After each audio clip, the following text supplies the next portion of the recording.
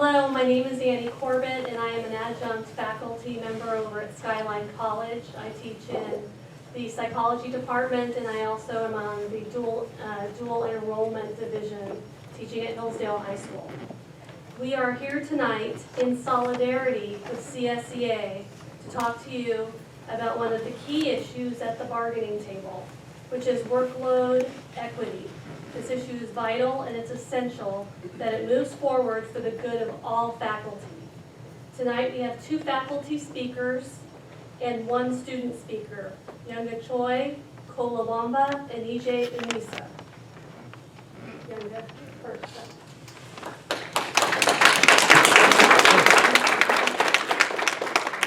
Good evening, my name is Younga Choi. I teach mathematics at Skyline last 6 years.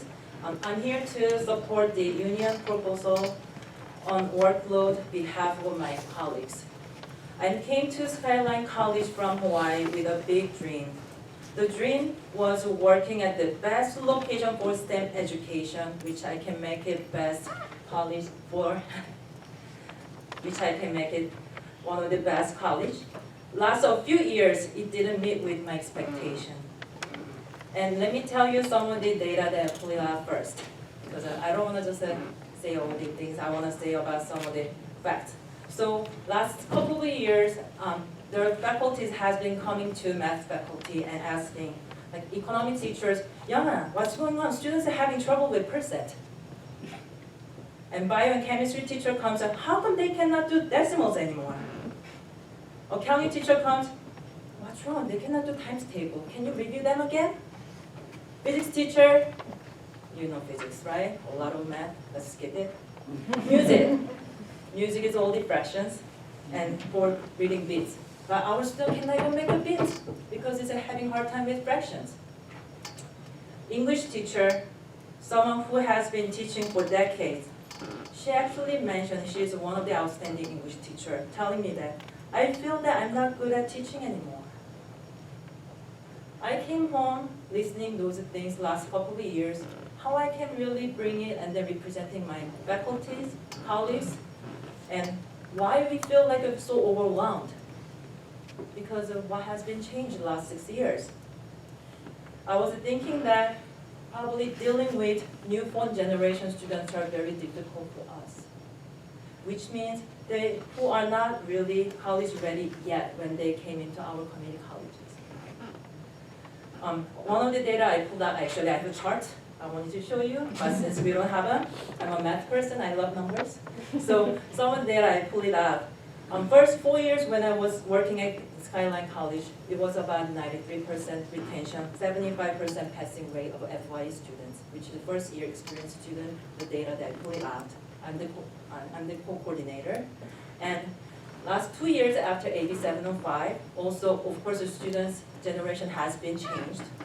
I see that 47% of the students are passing. That means more than 50% of math students are actually failing, but which I feel the consequences all those other disciplines as well. That's why I'm hearing those comments from other faculties. Another data I have is the first 4 years, probably, as I mentioned, retention rate was pretty high in Skyline. And about like 3 or 2 students probably withdraw out of the 40 students in our classroom. Now, it's been 6 weeks, I lost about 15 students. That shows that there's something going on. Our students' motivation changed. Also, there's some other pressure of the California registration coming into our whole California. So I'm just pulling out some of those data and I see it.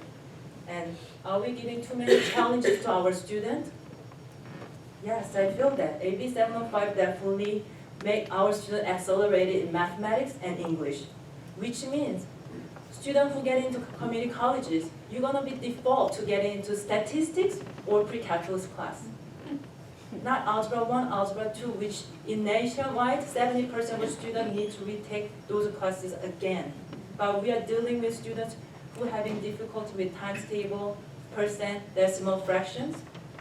And that really shows that in other disciplines influencing.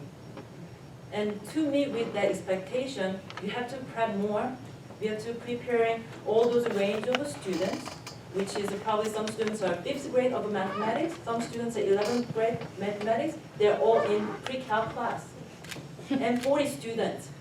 Also, not even age range, also there are some students that needs our own help, which is a learning community students, or we have a middle college students, dual enrollment, high school student, or veterans and DRC students, and so on. All of those students from bottom to top, all 40 students want to have my hand to move up forward. And that way, I need to prepare more quizzes, more preparation, more activities for my students with limited time. And I feel that that probably overwhelmed us.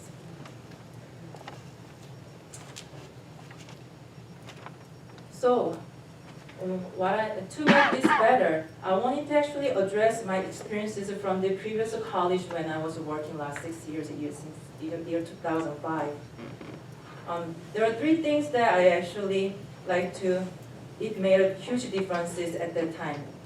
It was a class size has reduced at that time, 25, by the Achieving the Dream year 2008. And the community college that I worked was 8 different community colleges in Hawaii, and 1 each in different island, and then probably 4 about in Oahu. So you can see we are only 3 community colleges. Over there with 8, with a regionally you have to fly out. But we made it all happen. So one of the things was reducing the classroom size as 25, and then that came from Achieving the Dream. I kind of hear that we may go on Achieving the Dream.